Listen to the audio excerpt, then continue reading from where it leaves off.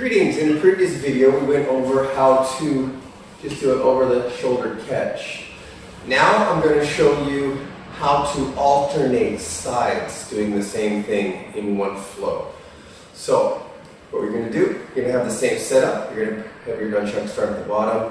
You're going to reach down, you're going to catch, and then the top hand you're going to let go. And then you bring it down and switch, let go. You get down and switch and let go. Down, switch, let go. Oh, down, switch, let go. Down, switch, let go. Okay?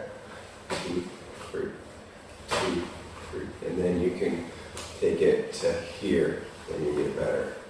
Instead of going all the way down, which could just be a leg block. These are leg blocks. Someone throws a kick and you just.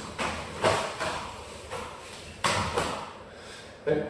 So you can go down, practice side to side like this, and catch,